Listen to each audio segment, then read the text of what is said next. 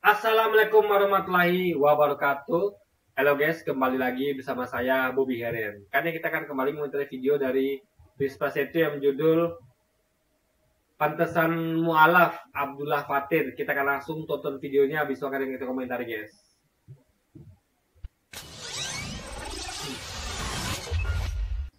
Walaupun saya menjadi rohaniwan di agama yang sebelumnya, seorang yang tinggi lah posisinya secara spiritual, rohani. Tetapi saya mesti jujur dengan diri bahwa saya adalah orang yang sangat kotor, orang yang sangat berdosa, saudara.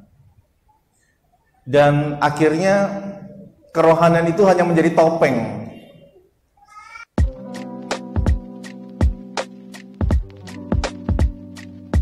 Assalamualaikum, selamat datang kembali di channel ini. Kali ini kita akan membahas satu tema mengenai seorang pendeta yang mana dia yang akunya pendeta juga sih. Dia sudah menjadi mualaf guys. Dan kemualafannya ini diungkapkan dalam sebuah kesaksiannya yang akan kita bahas hari ini. Dia bilang kalau pendeta itu hanya di luarnya aja kelihatan rohani dan di dalamnya enggak, atau dibilang munafik guys. Tapi apakah semua pendeta yang ada di Indonesia ini, apakah semua tokoh agama dari basicnya Kristen itu semuanya munafik seperti yang diungkapkan oleh Bapak ini? Ya, kita akan bahas. Langsung aja kita nonton videonya, sekedar info bahwa orang ini baru aja masuk Islam, baru mualaf, dan basicnya adalah pendeta menurut dia. Tapi saya nggak tahu bener apa enggak. Oke, kita langsung aja ya nonton videonya. Ketika memikirkan mengenai mengapa menjadi seorang Islam, jikalau saya sebelumnya adalah seorang rohaniwan di agama sebelumnya, seorang pendeta istilahnya, seorang yang mendalami tauhid di dalam agama sebelumnya, yaitu Kristen. Bukan hanya mendalami tetapi juga mengajarkan. Setiap Sabtu Minggu rutin memberikan kajian di banyak gereja. Menjadi seorang pendakwah keliling istilahnya. Juga di sekolah-sekolah setiap harinya. Maka ajaran agama itu sangat meresap, saudara. Saya ingin break di sini dulu bagaimana beliau mengatakan bahwa pertama dia pendeta, kedua pendakwah keliling, bahkan juga di sekolah-sekolah begitu. Ya kira-kira pelayanannya banyak lah begitu. Lalu dibilang bahwa ajaran agama itu sudah meresap dalam dirinya. Oke, agama apa? Agama Kristen tentunya. Tapi kok menjadi pertanyaan gini, kalau memang ajaran agama Kristen meresap pada dirinya, bagaimana mungkin dia bisa jadi mualaf gitu? Nah ini yang dipahami Luis. Meresap itu artinya dia tuh sudah khatam. Ngerti nggak? Meresap itu adalah kayak gini. Kita misalnya saya kalau basah, ya tubuh saya, baju saya meresap, kainnya meresap gitu. Bukan kayak kain yang kayak mantel. Kalau mantel hujan kan itu tidak meresap. Artinya mantel saya nggak basah.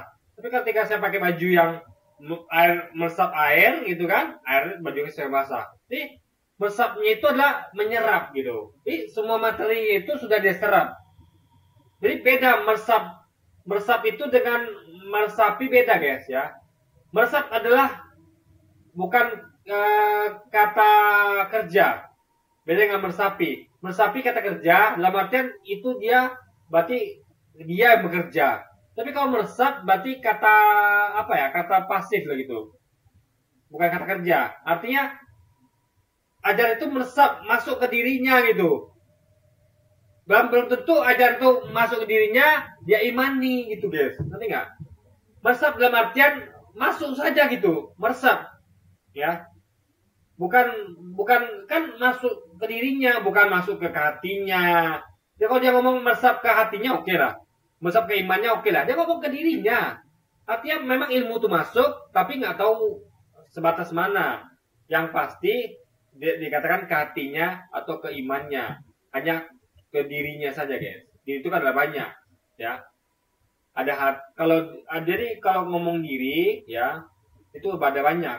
Tapi kalau dia ngomong hati spesifik, itu baru berarti dia tuh meyakini gitu guys. Nah, di sini sendiri sebenarnya beliau akan mengungkapkan kenapa kok dirinya itu akhirnya masuk Islam.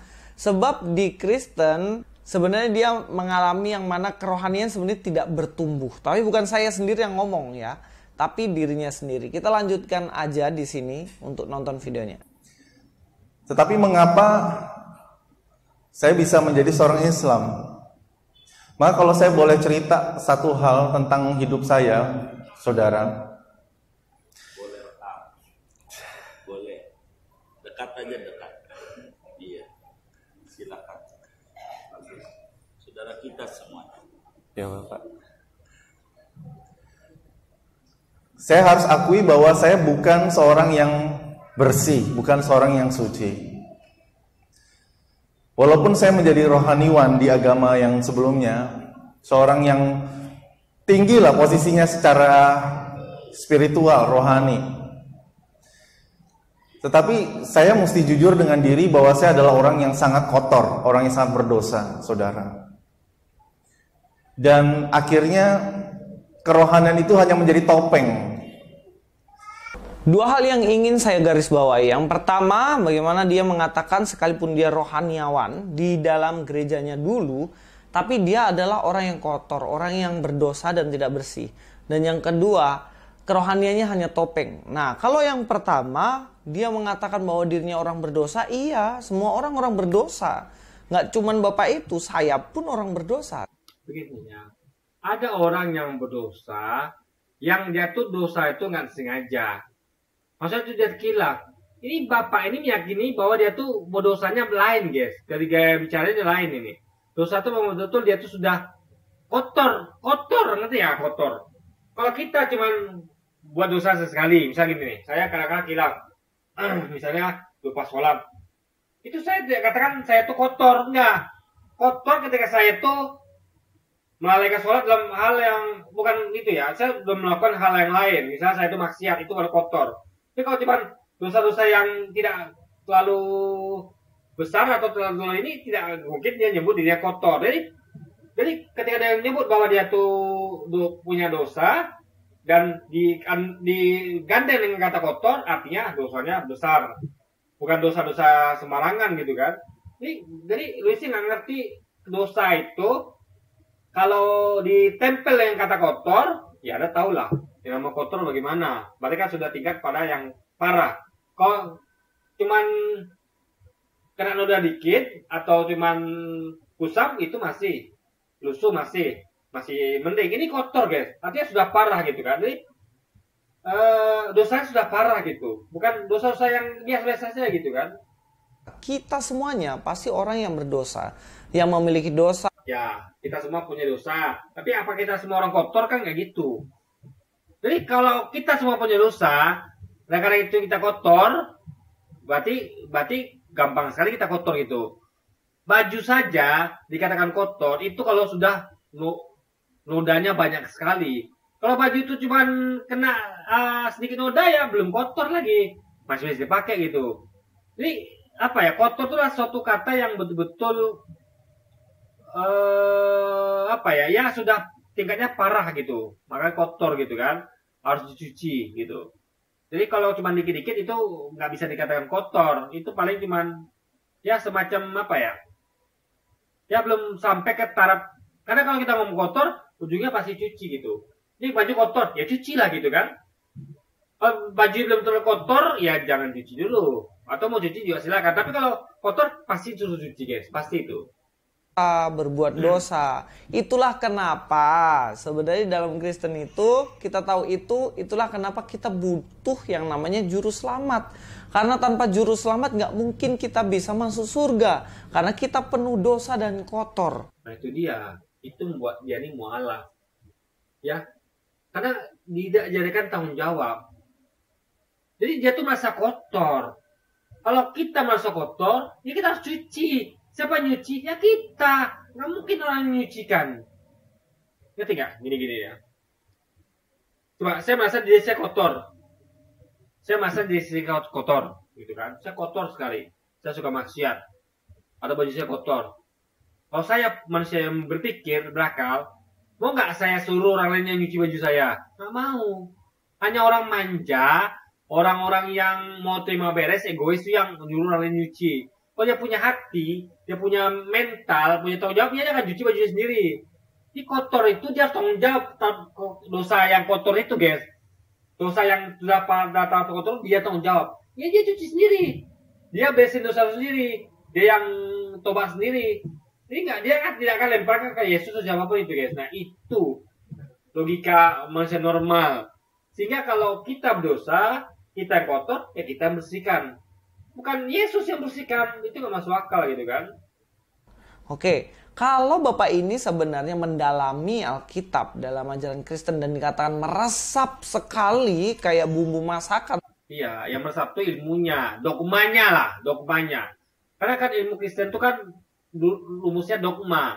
Dogma imani saja apa kata pendeta. Jadi apa yang disampaikan itu ya sesuai dogma gereja dan Pak Pendeta. Itu yang meresap. Nah, kalau dia meresap tapi dia nggak percaya mau bilang apa gitu. Justru makin meresap, kalau dia pakai logikanya makin dia nggak percaya. Karena masuk semua tuh kan, materi itu kan. Ini kok kemarin dia jumpa yang nggak logis tuh atau kondisi itu 1. Besok kasih lagi jumpa 2, 3, 4, 5. Semakin nambah. Jadi semakin banyak materi, makin nambah ketidakyakinan dia, guys. Akhirnya dia keluar gitu kan. Nah, harusnya dia tahu dong kalau dirinya berdosa, maka Yesuslah sang juru selamat itu mohon ampun sama Tuhan Yesus, percaya Yesus sungguh-sungguh, terima Tuhan dan juru selamat, ya maka masalahnya akan selesai. Tapi memang itu sama kayak baju Anda kotor, suruh pembantu nyuci. Oh, itu orang manja, guys. Orang egois. Orang tanggung jawab itu dia tidak mau. Ini baju saya. Saya ngotori, saya yang harus cuci sendiri. Itu baru logika namanya. Ya. Dan ini orang ini ya, ablat fatin itu orang seperti itu. Orang-orang yang tanggung jawab. Bukan kayak Louis yang lemparkan tanggung jawabnya kepada orang lain. Itu Yesus, guys. Ya. Dia buat dosa, orang yang nyuruh nanggung akibatnya. Ini kan masuk akal gitu kan. nggak ada obatnya di poin kedua yang beliau sampaikan, yang mana dikatakan bahwa kerohanian dirinya hanya sebatas topeng. Itulah kenapa Peter Pan kan bikin lagu Bukan Dulu Iya, karena dia merasa dia tuh kan sebagai pendakwa, sebagai pendeta tuh kan harus menunjukkan cita yang positif sebagai orang baik. Tapi faktanya dia mengakui dia tuh kotor, artinya banyak maksiat. Itu dia merasa bahwa ini nggak bisa dibiarkan. Saya kok bisa-bisanya ngajari orang tentang berbuat baik, tapi saya aja kotor gitu, guys. Mengajarkan tentang hal yang bersih, suci sebagai pendeta, sementara saya aja kotor. Itu maksud dia, guys. Pengmu, biar ku lihat wajahmu. Wes, udah mirip Ali belum nih, guys? Ini channel musik atau channel apa nih, guys? Ya kan? Ya enggak lah, nggak usah mirip. Jauh-jauh. Oke, tapi poinnya yang saya bilang bahwa ternyata kerohaniannya dulu sebagai seorang pendeta, sebagai seorang rohaniawan adalah hanya sebuah kemunafikan saja. Dan apakah ini terjadi ke semua pendeta? Ya jelas enggak dong. Ini hanya pribadi aja. Dan di dalam Kristen tidak diajarkan untuk menjadi orang yang munafik. Apalagi seorang pendeta, jangan jadi orang yang hanya berpura-pura saja. Kita akan langsung aja ke teksnya ya guys. Masalah gini loh ya. Coba nambahkan ya.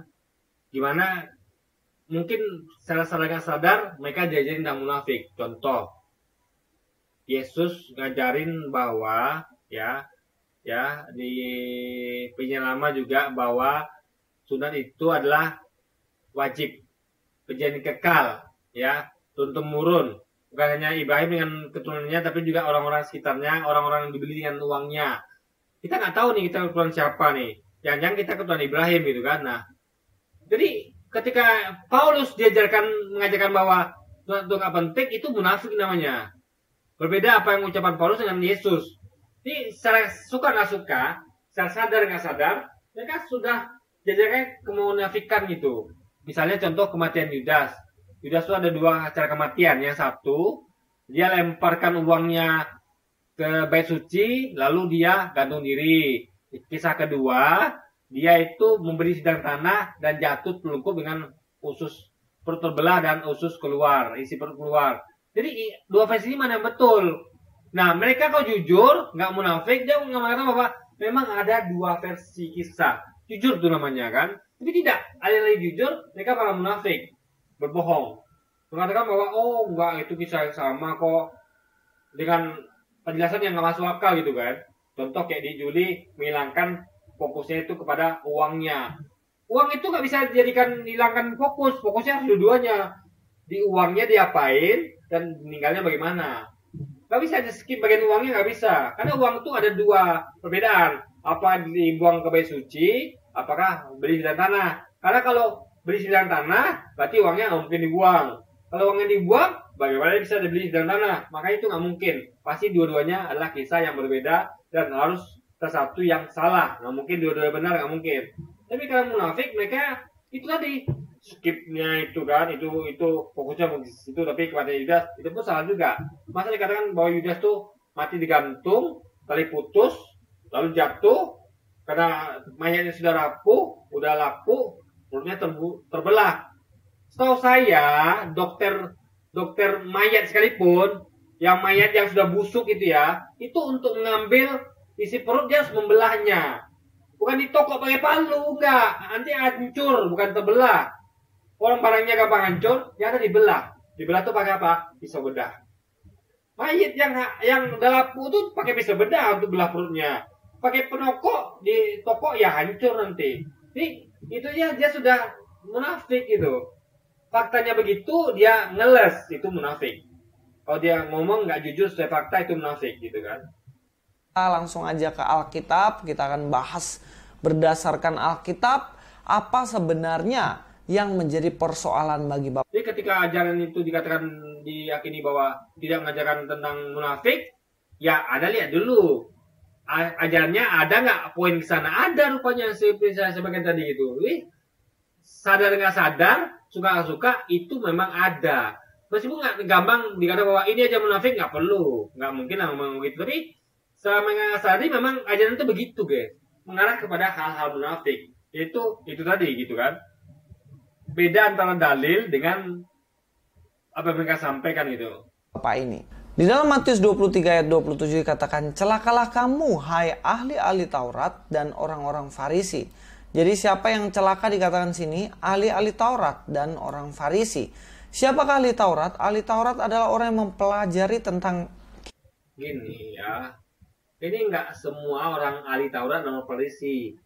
Ya, itu hanya ahli Taurat belakangan. Ketika mereka meninggalkan ajaran Musa. Tapi ketika mereka ikut ajaran Musa, mereka ada ahli Taurat dan orang Farisi yang yang disayangi oleh Tuhan gitu. Kitab suci pada waktu itu, dan mereka sungguh-sungguh belajar di situ sampai ke akar-akarnya. Ini adalah ya, mereka belajar tapi tidak menerapkannya. Mereka tahu diajarkan bahwa Yesus itu nabi, utusan yang datang setelah Musa, mereka menolaknya. Jadi mereka tuh menolak ajaran itu gitu. Mereka belajar tapi mereka tidak percaya. Atau mereka tuh malah tindakannya berbeda, yaitu munafik. Ya, mereka belajarnya A, tapi mereka melakukannya B gitu guys. Nah itu orang munafik itu seperti itu. Mereka jadikan untuk percaya Yesus nabi dan menerima Yesus, tapi mereka malah menolak Yesus dan ya itu tadi guys, tidak menerima kenabian Yesus itu kan. Tokoh agama pada zaman itu ya, jangan bingung ya. Dan orang Farisi, siapa orang Farisi? Orang Farisi adalah orang yang melakukan semua perintah yang sudah ditafsirkan oleh ahli Taurat ini. Ibaratnya ahli Taurat itu yang membuat undang-undangnya, orang Farisi yang melakukan undang. Ahli Taurat tidak membuat undang-undang. Ahli Taurat adalah orang yang ahli dalam kitab suci Taurat. Sama kayak ahli Al-Quran, orang yang ahli isi Quran gitu, dan tafsirannya. Jadi beda. Bukan orang yang buat undang-undang, bukan. Orang buat undang ahli pidana. Oh, itu bukan buat undang-undang itu. Ahli pidana itu hanya memakai pidana. Jadi ahli pembuat undang-undang kayak DPR itu baru gitu. Dan itu pun belum tentu orang ahli. Karena mereka juga membuat undang-undang itu asal Bapak senang juga gitu kan. Itu berdasarkan dari kepentingan mereka juga gitu. Jadi intinya adalah ahli itu ya, ahli Taurat itu adalah bukan yang dibilang Luis tadi bahwa adalah orang yang buat undang-undang, enggak gitu. Itu beda lagi, ya, beda lagi gitu. Ahli Taurat ya orang yang bahas tahu tentang detail Taurat ya, nggak ada hubungan sama hukum. Hukum tuh lain lagi bagiannya gitu. Sama kayak ahli Taurat tuh sama kalau di Islam tuh kayak ahli agama. Nah dia nggak dia buat hukum dia, tapi dia tahu agama itu. Nanti dia akan orang lain yang ngerjakan hukum itu gitu. Dia hanya memberitahukan saja guys, gitu kan. Undang itu. Dan kedua orang ini adalah tokoh agama yang biasanya masuk dalam golongan pemerintahan waktu itu yang disebut sebagai Sanhedrin. Biasanya ada satu tokoh agama lagi yaitu orang Saduki. Dan mereka adalah tokoh-tokoh agama yang suka pakai baju-baju agama. Pokoknya pakai baju-baju yang mengidentifikasikan bahwa mereka itu orang-orang terpandang dalam spiritual. Atau zaman sekarang ya bisa ulama, ustadz, pendeta, ya begitu-begitulah ya guys ya. Pakai baju-baju agama. Tapi kalau saya jarang sih pakai kaos saja, nyantai guys, supaya nggak panas. Oke, kita lanjutkan ya. Tetapi di dalam ayat ini justru Tuhan Yesus menegur orang-orang yang tokoh-tokoh agama ini, dikatakan, hai kamu orang-orang munafik. Munafik semuanya ini sebab kamu sama seperti kuburan yang dilabur putih. Wah, ngeri banget nih. Kuburan yang dilabur putih. Yang sebelah luarnya memang bersih tampaknya, tetapi yang sebelah dalamnya penuh tulang belulang dan pelbagai jenis. Ya sama kayak mantan mualaf ini mengatakan bahwa dia tuh di luarnya kelihatan seperti pendeta, orang suci, rohaniwan, tapi perbuatannya kotor gitu guys, dosa gitu kan. Nah itu dia, makanya dia tuh merasa gak nyaman gitu kan. Kotoran. Ya memang kalau kuburan ya kita tahu sendiri lah ya. Biasanya dibikin bagus-bagus, kasih rumah dicat, bersih. Tetapi kan di dalamnya tuh kotor. Ini untuk menggambarkan orang yang munafik. Di luarnya seakan-akan agamis gitu kan. Di luarnya seakan-akan benar-benar rohaniawan sekali. Padahal di dalam hatinya penuh kebobrokan dan kebusukan gitu. Di dalam kitab Matius ini kata munafik memakai kata hupokritai. Atau dalam kata dasarnya ya hupokrites, hupokritos. Ya sama-sama lah hipokrit lah ya dalam bahasa Inggrisnya. Jadi jatuh begitu entah karena itu tadi ajarnya ya gitu. Memang secara suka nggak suka, sadar nggak sadar itu diajarkan tentang munafik. Yaitu menolak fakta di Alkitab yang mengisahkan tentang dua versi kejadian kematian Yudas misalnya. Atau yang lainnya guys. Itulah awal, dan bisa juga dari lingkungan juga mungkin yang memang temannya sama pendeta atau lingkungan jemaatnya memang begitu gitu kan, banyak orang munafiknya gitu sehingga dia ketularan, kita kan nggak tahu guys. Nah artinya adalah hipokrit atau munafik, atau bisa juga pretender ya pura-pura gitu, bisa jadi dissembler atau ya mengubah dirinya seperti seakan-akan seperti itu gitu loh. Nah yang sekarang secara literal kita bisa artikan sebagai play act. Biasanya orang yang suka main drama, contohnya misalnya dikejar-kejar polisi, tiba-tiba menabrak pohon, terus pura-pura sakit, dilarikan ke rumah sakit, nabrak tiang listrik ya, bukan pohon, lalu ditempel di dalam kepalanya kan, padahal nggak bocor-bocor amat gitu. Nah itu play actor, memerankan sebuah peran yang sebenarnya bukan dalam dirinya. Nah kalau memang seperti ini ya wajar aja kenapa bapak ini bisa mualaf. Karena memang sebagai seorang rohaniawan, sebagai seorang pendeta dulunya, dia hanyalah seorang aktor. Dia pura-pura jadi pendeta padahal hatinya tidak seperti itu gitu. Ya wajar aja sih. Tapi sekali lagi saya bilang teman, ini ya orang tuh begitu karena pengaruh lingkungan atau apa yang dia pelajari ya. Ingat ya, yang jari itu ya itu dari kisah kematian Yudas, ada dua cara, tapi diajarkan bahwa oh enggak, itu bukan dua kisah berbeda, itu satu kisah. Enggak bisa coba ya kan, itu kan munafik. Jelas-jelas kisahnya dua berbeda, diajarkan dogma gereja mengajarkan bahwa itu satu. Itu sudah munafik namanya. Antara tulisan, teks nggak sesuai dengan ajaran. Nah, jadi itu membuat dia tuh segitu. Ya, nggak ada bertambah kerohaniawannya, malah makin degradasi karena itu tadi. Banyak secara nggak sadar, suka nggak suka ajaran seperti itu guys.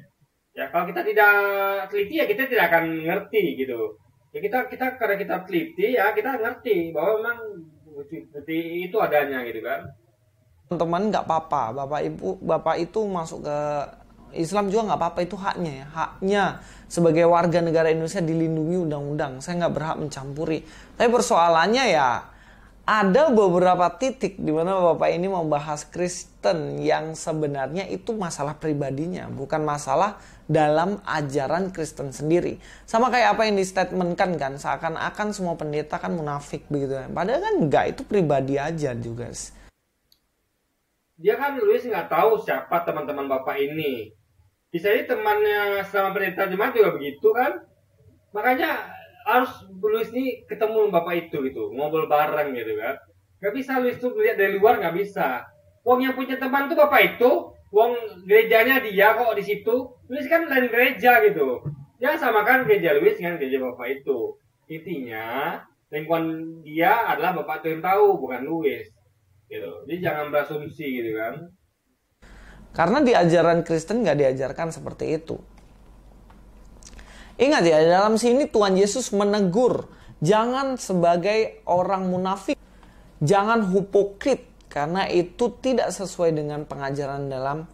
Iya, tapi akhirnya yang lain ngajarkan begitu, gitu, ya kan? Jadi apa ya? Kita harus lihat ajaran itu utuh, jangan hanya lihat satu klaim bahwa Yesus mengajarkan jangan munafik. Ya, bisa jadi itu hiasan, misalnya gini, ya. Ada kayak kita tahu ini pilpres. Dia mengatakan bahwa saya orang yang beretika. Itu tidak pernah mengajarkan untuk melanggar etika, tapi dia melanggar etika gitu kan. Nah, jadi jangan mentang-mentang dia ngomong bahwa dia tidak melanggar etika, tapi faktanya melanggar etika, itu kita percaya kata-katanya, nggak bisa. Lihat juga perbuatannya, guys. Makanya harus komprehensif. Jangan hanya satu klaim lalu melupakan klaim lainnya gitu kan. Kristenan, sekalipun kamu pendeta, sekalipun kamu tokoh agama, tapi kalau dipenuhi kemunafikan, itu sama aja kayak kuburan yang dilabur putih, tapi dalamnya penuh dengan tengkorak, guys. Lalu apa? Itu dia merasa bahwa tidak ada nilai tambah dia di Kristen. Kok dia tuh menjadi seperti ini gitu kan? Jadi Kristen tuh nggak bisa membawa dia menjadi orang baik, ngerti nggak? Jadi dia tuh merasa bahwa agama itu harusnya membuat kita jadi lebih baik. Jadi kalau di Kristen dia merasa bahwa dia orang munafik, malah jadi orang munafik, ya berarti kan ada salah dengan agamanya gitu. Kenapa kok agamanya nggak bisa membimbing dia jadi orang baik gitu? Nah, makanya dia merasa nggak puas di situ. Apalagi kalau dia tidak berhasil lagi dengan agamanya, ya lengkap lah apa guys, dalihnya atau keyakinan untuk menjadi mualaf gitu kan. Sih yang sebenarnya menjadi kemunafikan demi kemunafikan dari orang-orang Farisi ini dan juga ahli-ahli Taurat ini. Semuanya sudah terangkum dalam Alkitab secara jelas. Silakan teman-teman baca sendiri. Saya akan mengungkapkan beberapa hal saja. Dalam Matius 6 ayat 2 dikatakan, jadi apabila engkau memberi sedekah, janganlah engkau merencanakan hal itu seperti yang dilakukan orang munafik di rumah-rumah ibadat dan di lorong-lorong supaya mereka dipuji orang. Aku berkata kepadamu, sungguhnya mereka sudah mendapat. Jadi ingat ya, ini ayatnya harus dibaca lengkap. Ya. Janganlah engkau memberi sedekah. Ya, ini poinnya bukan hanya seperti yang dilakukan orang munafik melalui ibadat dan lorong-lorong, tapi ada sambungannya ya, yang perlu diingat bahwa supaya mereka dipuji orang. Jadi supayanya ini harus digarisbawahi gitu. Janganlah engkau memberi sedekah seperti dilakukan orang munafik melalui ibadat, bukan, tapi kenapa mereka munafik? Karena supaya mereka dipuji orang. Kalau mereka memberi sedekah, tapi tidak supaya mereka dipuji orang, itu boleh. Nggak masuk mereka itu munafik. Jadi konteksnya orang munafik itu hanya memberi sedekah dengan niat dipuji orang, baru munafik. Kalau dia ngasih sedekah, walaupun dilakukan rumah ibadah dan lorong, tapi tanpa ada niat supaya dipuji orang, nggak masalah guys. Itu poinnya. Ini bukan masalah pada di mana mereka lakukan itu atau mereka tunjuk apa tidak, tapi pada niatnya supaya dipuji orang apa tidak gitu. Dapatkan upahnya. Jadi kadang-kadang nih orang-orang munafik ini, ahli Taurat, orang Farisi itu suka sekali memberi sedekah, tapi di hadapan banyak orang supaya orang lihat, wih mantap kali. Jadi di hadapan orang nggak masalah. Yang penting supaya mereka dipuji orangnya nggak boleh guys ya. Ingat, yang nggak boleh itu adalah nawaitunya. Supayanya nggak boleh. Jadi kalau mereka tuh memberi sedekah di rumah ibadah dan lorong atau tempat ramai boleh, asal supaya mereka tidak dipuji orang. Ya biasa aja, tapi kalau mereka supaya mereka dipuji orang itu baru nggak boleh, guys. Bah, ini orang dia baik sekali Kak, memberikan sedekah kepada orang-orang miskin ya, tapi tujuannya supaya dilihat orang. Yang kedua, dalam Matius 6 ayat 5 dikatakan, dan apabila kamu berdoa, janganlah berdoa seperti orang munafik. Kenapa orang munafik ini berdoa? Iya, mereka suka mengucapkan doanya dengan berdiri rumah-rumah ibadat dan pada tikungan-tikungan jalan raya. Suka sekali doa-doa di pinggir-pinggir. Jadi kembali ke tadi, supaya dipuji orang. Kalau dipuji orang nggak masalah, guys. Jalan, rumah-rumah ibadat dengan bajunya yang megah-megah itu supaya apa? Supaya dilihat wow gitu. Supaya mereka dilihat orang, dikatakan kan. Aku berkata kepadamu, sesungguhnya mereka sudah mendapatkan upahnya. Inilah kemunafikan dari ahli-ahli Taurat dan orang-orang Farisi. Dalam Matius 6 ayat 16 katakan, dan apabila kamu berpuasa janganlah muram mukamu seperti orang munafik. Mereka mengubah air mukanya supaya orang melihat mereka sedang berpuasa. Aku berkata padamu, sesungguhnya mereka sudah mendapatkan upahnya. Jadi bikin diri puasa supaya kelihatan lemas-lemas, loyo-loyo kalau orang tanya. Nah, balik kan niatnya gitu kan. Ini bukan masalah pada tindakan tapi niat, guys. Kalau niatnya fantasnya nggak masalah gitu kan. Kenapa kok loyo? Iya, saya berpuasa. Lalu orang itu bilang, wow, luar biasa Anda ini menaati Tuhan. Rohani sekali, tapi tujuannya supaya dipuji orang. Yang lain adalah Matius 7:5. Hai orang munafik, keluarkanlah dahulu balok dari matamu, maka engkau akan. Jadi dia ngomong bahwa tadi kotor. Berarti bukan ini, udah parah berarti, guys. Jadi di sini dia masih yang dangkal gitu kan. Dia ngomong tadi munafik adalah tingkatnya kotor, artinya sudah parah, guys. Bukan hal-hal receh kayak gini gitu kan. Lihat dengan jelas untuk mengeluarkan selumbar itu dari matamu. Mereka suka menghakimi orang, bilang, wah kamu gak rohani, saya lebih rohani. Bersyukur saya diciptakan sebagai seorang yang bukan pemungut cukai. Karena kalau pemungut cukai suka-suka berbuat dosa begitu. Itu konteksnya mereka. Tapi istilahnya di sini Tuhan tegur karena mereka sebenarnya juga punya salah banyak tapi suka menghakimi orang. Tapi ini bukan dalam hal ajaran loh. Kalau dalam hal ajaran ya nggak apa-apa, diluruskan. Tapi kalau dalam hal dosa tidak sebaiknya kita umbar-umbar gitu. Sampai di sini kita lihat bagaimana di dalam Alkitab selalu menegur keras orang yang bersifat munafik. Tokoh agama manapun yang hanya menunjukkan tampilan luarnya seakan-akan taat akan firman Tuhan tapi hatinya penuh kebusukan atau hanya pura-pura saja seperti aktor, itu pun ditegur dalam Alkitab dan dilarang. Itulah kenapa sebagai pendeta kita harus terus memurnikan hati kita supaya tidak hanya kelihatannya saja kita seorang rohaniawan tapi dalamnya enggak, tapi memang real, memang nyata bahwa luar dalam kita ini seorang rohaniawan yang taat Tuhan, yang mengasihi Tuhan dan mengasihi sesama. Itulah kenapa saya bilang wajar sih Bapak ini pindah ke agama sebelah. Karena di agama sebelumnya juga hanya topeng saja. Bukan, dia merasa nggak dapat nilai tambah di agama sebelumnya. Dia nggak merasa bahwa Kristen itu bisa buat dia orang yang lebih baik, enggak. Dan dia udah yakin ajarannya gitu. Jadi guys ya, itu harus dipandang seperti itu gitu. Bukan karena orang ini adalah topeng segala macam, enggak gitu. Dia topeng kenapa dulu gitu? Dia topeng itu kan karena dia bilang tadi itu guys. Itu adalah dia tuh tidak merasakan ada nilai tambah dalam agama Kristen. Harusnya kan kita beragama tuh membuat kita jadi orang yang baik. Tapi ternyata dia tetap jadi orang munafik gitu kan. Orang yang ya tadi yang dia katakan itu. Jadi nggak ada tuh nilai tambah ketika dia di Kristen, dan dia pun udah gak percaya lagi, maka dia pindah guys. Kependetaannya, tapi hatinya sebenarnya tidak ada, tidak berpaut kepada Tuhan. Lalu nanti kita bertanya, loh Kak, terus gimana sih sebenarnya supaya kita jadi hamba Tuhan, jadi seorang Kristen yang tidak munafik? Betul guys. Jadi orang munafik itu ya, sebabnya itu karena pertama dia tuh sudah yakin dengan ajaran agama lamanya, tapi dia percaya pada Islam misalnya. Kedua, apa yang saya bilangnya? Lupa saya guys. Yang kedua itu adalah bentar, apa tadi ya? Kependetaannya, tapi hatinya sebenarnya tidak ada. Nah, dia itu apa ya? Siapa yang bilang dia? Dia itu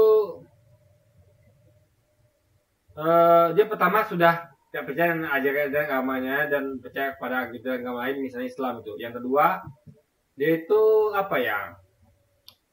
Ya dia itu memang apa sih tadi? Lupa saya guys ya. Lupa guys. Lanjut lagi guys. Tidak hanya tampilan luarnya aja. Sebenarnya di Alkitab sudah lengkap dikasih tunjuk ya. Silakan buka semuanya Alkitabnya dalam Roma 12 ayat yang kedua. Dikatakan di sini, janganlah kamu menjadi serupa dengan dunia ini, tetapi berubahlah oleh pembaharuan budimu. Tidak boleh seperti bunglon yang di tempat-tempat tertentu mereka merubah warnanya menjadi sesuatu, kayak di tempat coklat mereka berubah jadi coklat. Dikatakan di sini menjadi serupa, tetapi harus apa? Berubah oleh pembaharuan budimu. Kalau teman-teman tahu, bahasa Yunani dari berubah di sini adalah metamorphostai atau metamorfosis ya, dalam bahasa Inggrisnya, di bahasa Indonesia juga metamorfosis. Kata ini berarti berubah, bertransformasi, bertransfigurasi, yang artinya berubah secara total. Kalau teman-teman tahu kupu-kupu, tidak mungkin perubahan kupu-kupu itu langsung lahir jadi kupu-kupu. Lahir, manusia lahir. Jadi kupu-kupu itu berasal dari ulat. Ulat yang si buruk rupa itu bertransformasi, kemudian jadi kepompong. Setelah dia jadi kepompong, dia jadi kupu-kupu. Lalu si kupu-kupu ini tidak bisa kembali lagi jadi ulat karena dia sudah bertransformasi atau sudah bermetamorfosis. Nah, kehidupan dalam kekristenan tuh harus seperti ini. Ketika kita menjadi baik, kita memang harus bertransformasi, benar-benar jadi baik. Lahir dan batinnya semuanya ini ikut sinkron gitu loh. Kalau jadi pendeta ya jadi pendeta, hatinya dan juga tampilannya jadi pendeta, bukan ditutupin topeng gitu loh. Itulah yang namanya bertransformasi atau bermetamorfosis. Pesan buat kita semuanya, bermetamorfosislah. Gini, dia itu merasakan bahwa Kristen itu bisa membuat dia jadi manusia lebih baik. Harusnya kan dia sebagai pendeta, dia tuh akan terger kepada kebaikan itu, tapi dia merasakan gitu, ya kan? Dia merasakan hidupnya hampa, ya. Jadi dia tuh merasa bahwa nggak ada nilai tambah Kristen. Misalnya gini, misalnya saya sekolah pesantren. Kalau saya melihat kok di saya kok tetap jadi preman ini kan, orang bandel, pada masa pesantren, artinya pesantren ini gagal untuk membuat saya jadi orang yang lebih baik. Itu daripada dia, sehingga dia meninggalkan Kristen. Ngapain sih aku Kristen? Udah aku nggak percaya lagi dengan ajaran Kristen. Aku pun di sini bukan jadi orang baik, malah ya tadi munafik. Artinya kotor, dia perbuatannya kotor, tapi dia di depannya dia berlagak seperti pendeta, guys. Menjadi lebih baik, benar sesuai dengan kebenaran, atau pembaharuan budi kita. Jangan berpura-pura, jangan suam-suam kuku, karena iblis sedang mengintai Anda untuk membuat Anda jatuh dalam dosa dan jauh dari Tuhan. Loh, kok gitu? Kan Anda dosa tebus Yesus. Ngapain takut jatuh dalam dosa? Ngapain takut jauhi Tuhan? Wong, Anda cukup percaya Yesus Tuhan, dosanya tebus. Anda percaya Yesus Tuhan, udah dekat sama Tuhan tuh, ya kan? Jadi dosa Anda tebus. Ngapain lagi takut dosa coba? Nah itulah makanya membuat orang ini mungkin mualaf. Nggak masuk akal, guys. Nggak, aneh gitu. Ya, kok bisa Anda jauhi Tuhan sementara dosanya tebus itu? Jadi itu aneh sekali, guys. Mari sama-sama kita menjaga diri, berdoa dan berjaga-jaga untuk tetap setia sampai mati dalam iman kita kepada Tuhan Yesus Kristus. Luis Prasetyo. Ya, kalau agama itu bisa menjadikan Anda lebih baik, pertama. Kedua, Anda memang meyakini, ya oke. Kalau Anda tidak meyakini dan Anda memang itu saya nggak salah diajari hal yang munafik yang saya sampaikan tadi, atau maningkunnya begitu, nilai tambahnya nggak ada, yang ngapain juga tetap di Kristen, mending mualaf karena sudah punya keyakinan baru gitu kan, dan itu berdasarkan dari hasil persapan tadi gitu. Jika ketika dia meresapin ajaran Kristen, dia tahu betul nih, oh makin banyak dia tahu, makin banyak dia menemukan potensi gitu, sehingga dia memudahkan dia untuk menjadi mualaf.